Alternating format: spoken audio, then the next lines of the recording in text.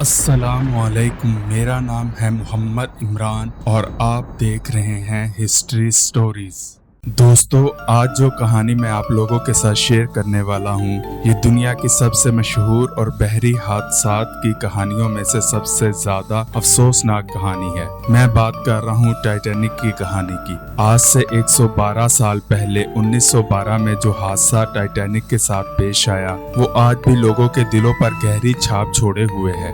یہاں میں آپ سے ٹائٹینک کی کہانی کی بہت اہم تفصیلات شیئر کرنے والا ہوں۔ ٹائٹینک ایک برطانوی بحری جہاز تھا جسے وائٹ سٹار لائن کمپنی نے بنایا تھا۔ اس کی تعمیر 1909 میں شروع ہوئی اور 1911 میں مکمل ہوئی۔ اس کی لمبائی 882 فیٹ اور وزن 46,388 ٹن تھا۔ ٹائٹینک کو اس کی مضبوطی اور عیش و عشرت کی بنا پر ناقابل شکست سمجھا جاتا تھا۔ دوستو، ٹائٹینک کبھی نہ ڈوبنے والے جہاز کے نام سے مشہور تھا۔ ٹائٹینک 10 اپریل 1912 کو انگلینڈ کے شہر ساؤتھ ہیمپٹن سے نیو یارک کے لیے اپنے پہلے اور آخری سفر پر روانہ ہوا۔ اس میں مختلف طبقات کے 2224 مسافر سوار تھے، جن میں امیر ترین لوگوں سے لے کر جہاز پر کام کرنے والے غریب ترین مزدور بھی شامل تھے۔ ان مسافروں کو 3 کلاسز میں تقسیم کیا گیا تھا۔ پہلی کلاس کے مسافر اعلیٰ درجے کے کیبنوں میں رہتے، جن میں بڑے بڑے بیڈ رومز، ڈائننگ رومز اور عیش و عشرت کی تمام تر سہولیات ان کلاسز کے لیے میسر تھی۔ دوسری کلاس کے مسافر بھی کافی بہترین سہولیات کے حامل تھے، جن میں آرام دہ کیبنز، لاؤنجز اور کھانے پینے کی اچھی سہولتیں شامل تھی۔ تیسری کلاس کے مسافر زیادہ تر غریب اور مزدور اور مہاجر تھے۔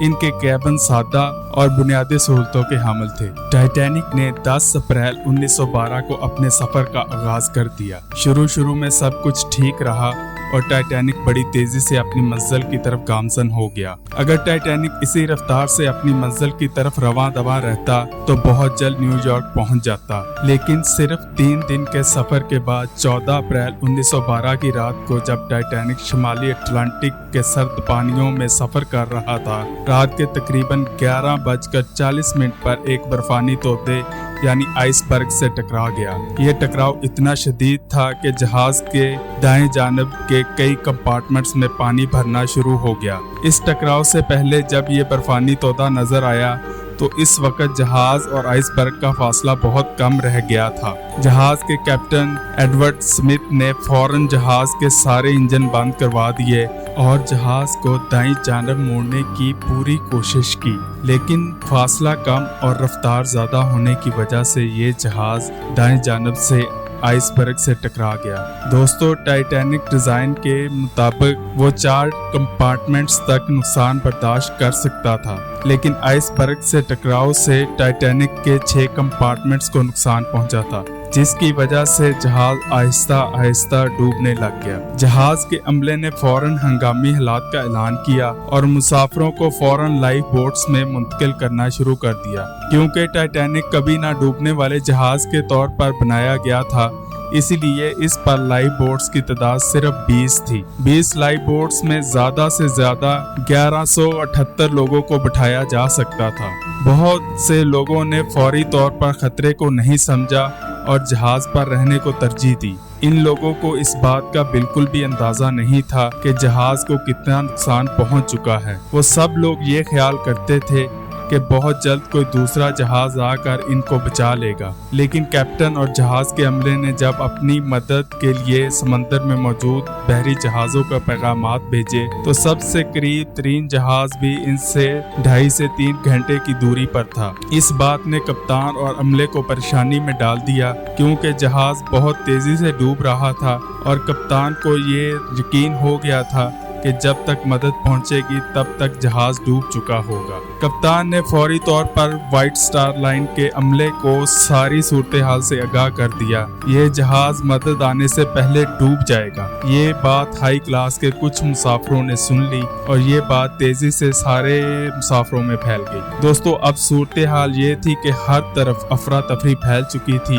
اور ہر کوئی اپنی جان بچانے کے لیے لائف بوٹس میں سوار ہونا چاہتا تھا، لیکن جیسا کہ میں پہلے بتا बता चुका हूँ कि जहाज पर सिर्फ 20 लाइफ बोट्स मौजूद थी। इनमें से भी चंद एक लाइफ बोट्स को लोगों की अफरा तफरी की वजह से नुकसान पहुंचा और वो समंदर में उतारने के लायक नहीं रही। बहुत से मुसाफिर अपनी जान बचाने की कोशिश में नाकाम हो गए, वो लाइफ बोट्स में सवार ना हो सके। जहाज के टकराव को हुए 1.5 घंटे से ज्यादा वक्त गुजर चुका था। जहाज अगले हिस्से से समंदर में डूबना शुरू हुआ था और इतना वक्त गुजरने के बाद आधे से ज्यादा डूब चुका था। अब जहाज के जनरेटर रूम को भी नुकसान पहुंचा और सारे जहाज की बिजली मुनक़ता हो गई। टाइटैनिक पर इंजन का धुआं निकालने के लिए 4 चिमनियां लगाई गई थी। इनमें से 2 चिमनियां पानी में डूब चुकी थी। अब जहाज समंदर में वर्टिकल पोजीशन में खड़ा हो गया। बहुत से लोग अब भी जहाज पर मौजूद थे जो अपने जान बचाने की कोशिश कर रहे थे। दोस्तों, एक बहरी जहाज 3 हिस्सों पर मुश्तमिल होता है।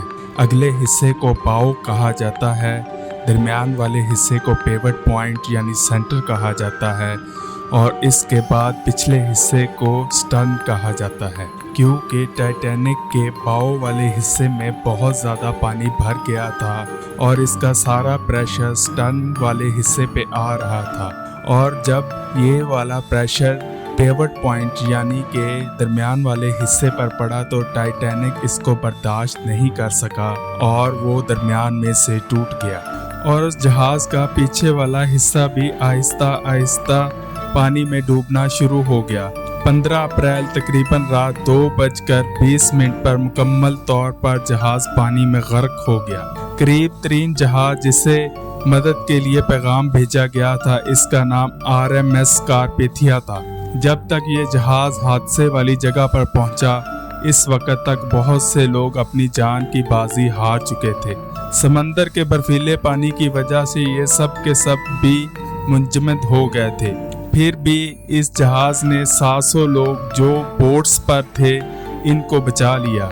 इस हादसे में तकरीबन 1500 अफराद अपनी जान से हाथ धो बैठे।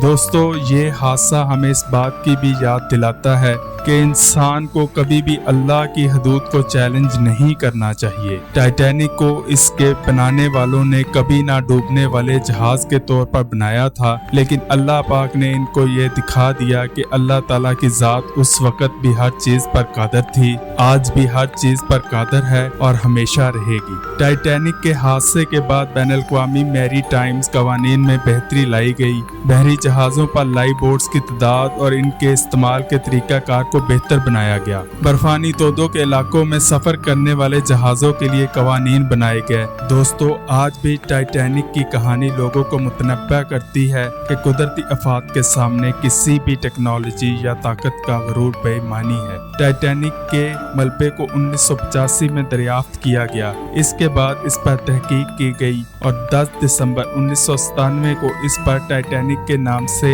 हॉलीवुड में एक फिल्म भी बनाई गई, जिसने बॉक्स ऑफिस पर बहुत सी कामयाबियां समेटी। टाइटैनिक की कहानी इंसानी तारीख का अहम बाब है, जो न सिर्फ टेक्नोलॉजी और ताकत के साथ मोहब्बत और ऐशो इशरत की नुमाइंदगी करती है और इसके साथ साथ इंसानी कमजोरियों और कुदरत की ताकत का मजहर भी है। दोस्तों, आपको अगर ये वीडियो पसंद आई हो तो इसको शेयर, लाइक और सब्सक्राइब करना मत भूलिएगा। मैं मिलता हूँ आपको अगली इंटरेस्टिंग स्टोरी के साथ। अल्लाह निगहबान।